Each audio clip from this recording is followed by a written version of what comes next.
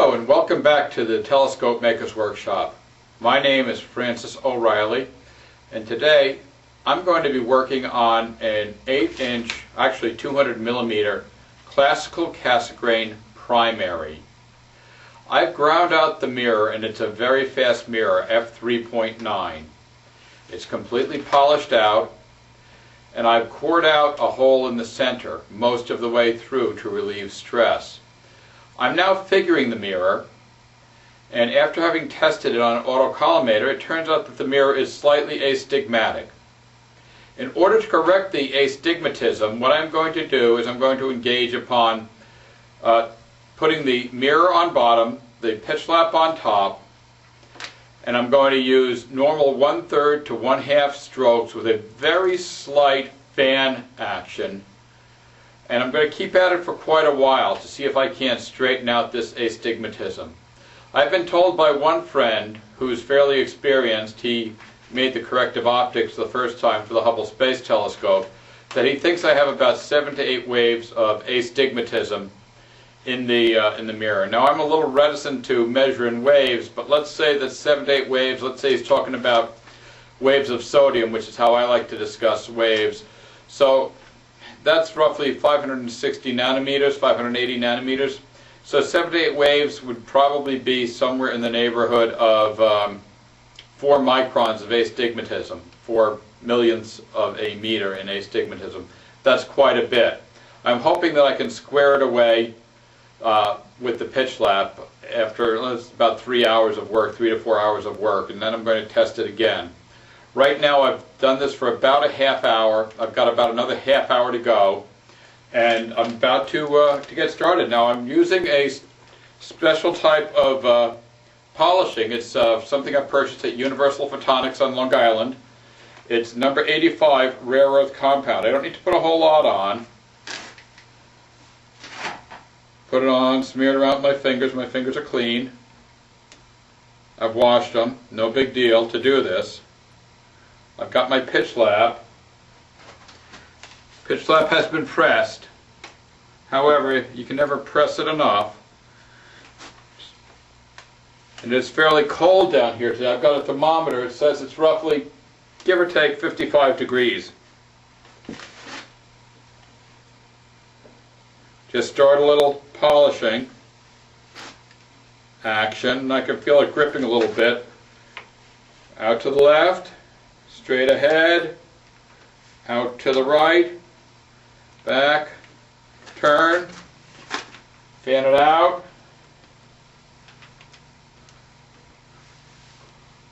Now what you'll notice is that right now I'm doing relatively shorter strokes. That will improve into fairly long strokes as the lap more or less conforms. About 3 strokes, no more than about 3 strokes.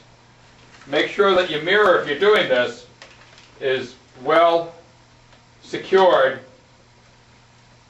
to the table so that it doesn't rock back and forth, which will cause more figuring issues.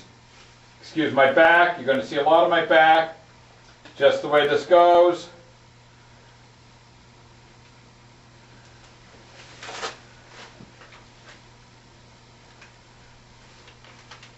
This piece of glass is an interesting piece of glass from my point of view. I bought it at Cellophane probably about 15 years ago, sent it out to California to Universal Photonics to have it ground out, rough ground out. I was just starting back making telescope mirrors when I sent this back, and I got confused. I asked them to rough grind it out to a 64-inch radius. What I wanted was an f8. They did what I asked, not what I thought of. And as a result, I've got something with a 32-inch, now it's slightly under 31-inch focus. So instead of an f8, it's under an f4 right now. It's a very, very fast mirror. I was going to make this into a wide field telescope, a very fast wide field telescope.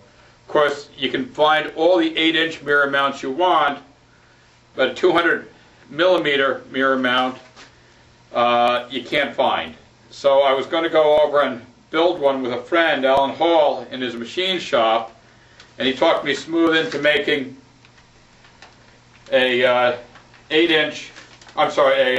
classical Cassegrain.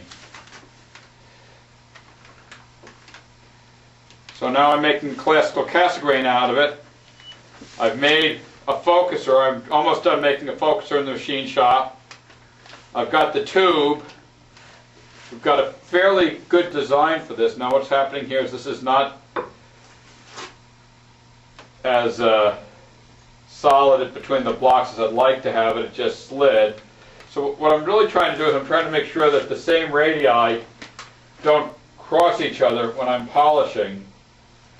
That's an element that's very important. What I'm going to have to do is I'm probably going to have to stop and reaffix the blocks because they're probably just too close together, or too far apart rather, for the mirror. So I've got to move one of them in to get a better grip.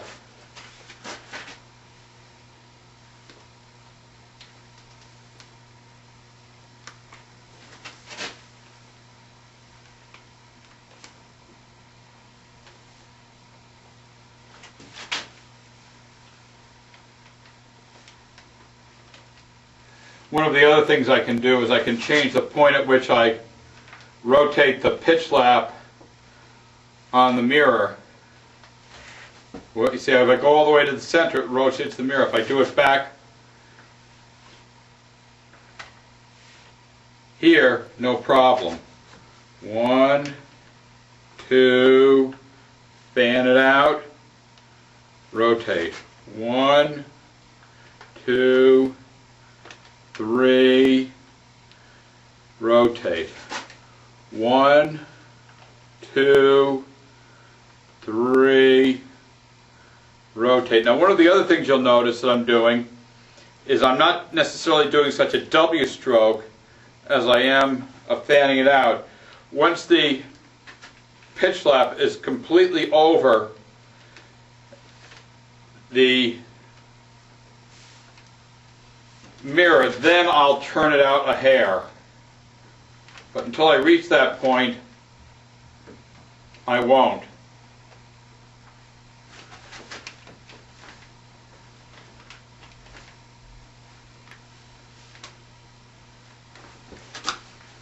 What I'm trying to do by doing that is to avoid a turned down edge. Not that a turned down edge is the end of the world. It's probably the one defect that all mirrors have initially. It's just not a big deal to correct. In order to correct a turned down edge, you generally want the mirror on the bottom, short strokes, and the turned down edge will work itself out. That's usually the first defect that I want to cure after I'm done polishing and I start figuring. It's a turned down edge. Once that's under control, once the edge is under control, then I can worry about the actual figure of the mirror. But the edge is the first thing you want to really work on.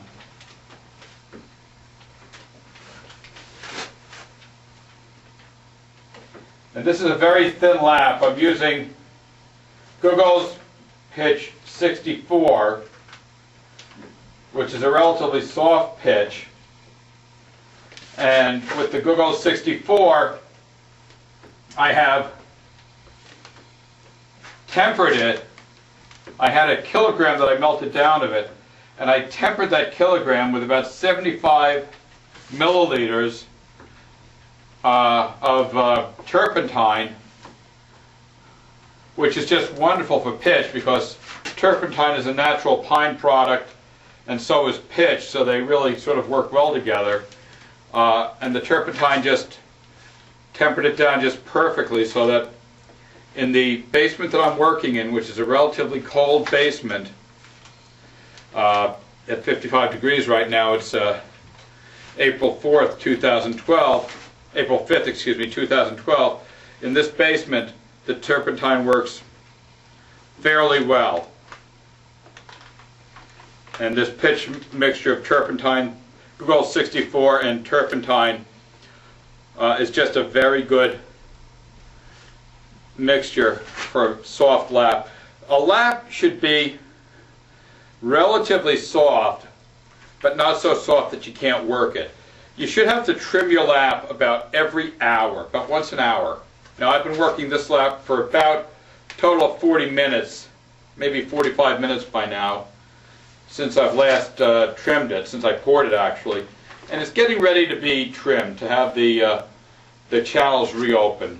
So once I'm finished with this particular wet, before I go any further, I'm going to trim my lap.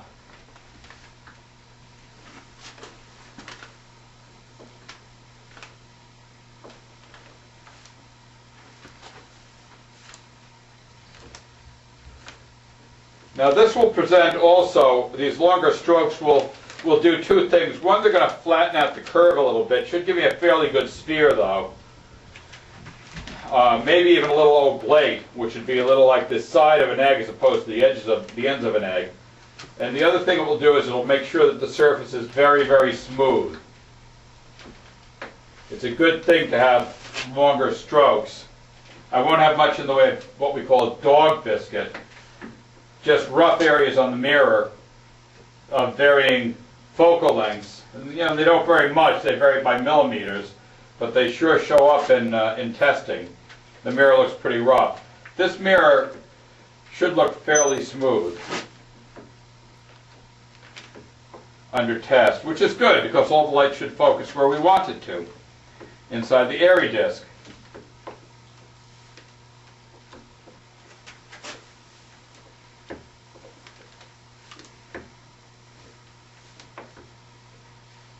And here we go again.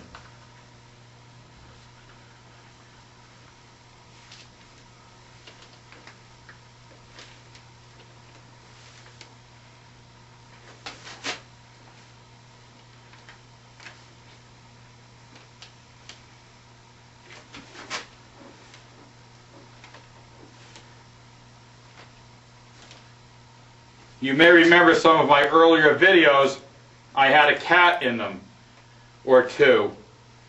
Well, the main cat that I had, Fortunato, the contaminator, has disappeared. Haven't seen him in a couple of years. I do, however, have one other cat who's here right now. Her name is Fluffy, and she's with me as we speak. She's wandering around the house. In addition to that, we've got two new members of the family. Jack, who's a Basset Hound Beagle mix, and he's quite a character. And also Bailey, who's looks like she's part St. Bernard.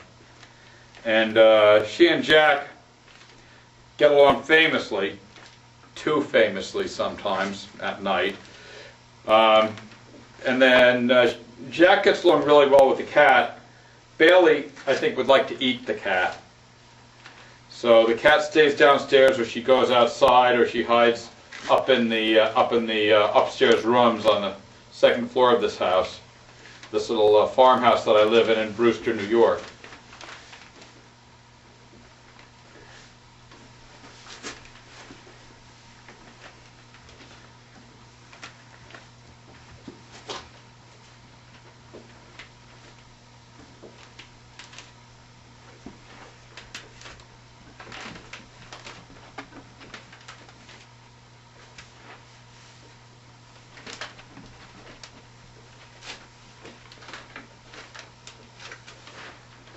This lap is now working fairly smoothly, which is a good thing. It doesn't take long to break a soft lap in if it hasn't been polished for a little while.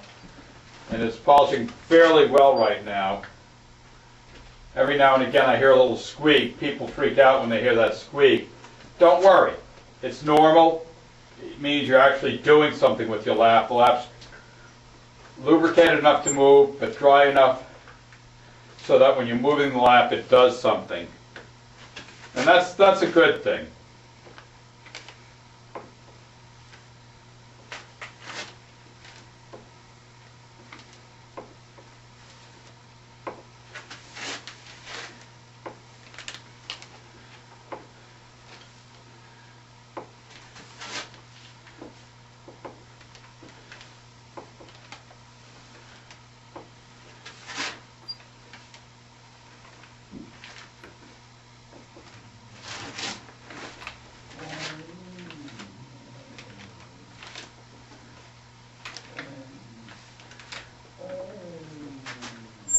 That's not my stomach that you hear. If you hear it in the background, that's the dogs growling for some reason. Growing up, I never had dogs. My dad wasn't a big fan of them. I was. Sometimes, not too often. Now I am. I like them very much. They're nice to have around. I like to take them for walks, go places. The problem is whenever I'm affectionate to Jack, whenever I give Jack a pat on the head, Bailey gets extraordinarily jealous and comes over and gets in the way between the two of us. Of course, I'm also fairly affectionate to Bailey, but she wants it all. Fortunately, Jack has a pretty thick skin. He's pretty easy to get along with.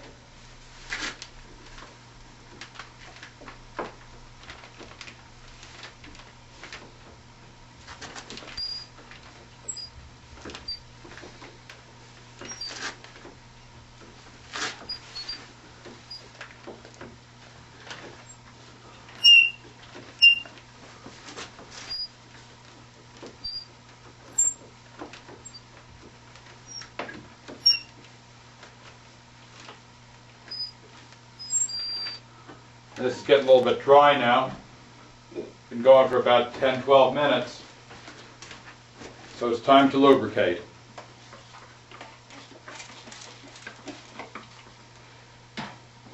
And that will do it for this evening's edition of the Telescope Maker's Workshop. I'm Francis O'Reilly, and we'll be talking again soon.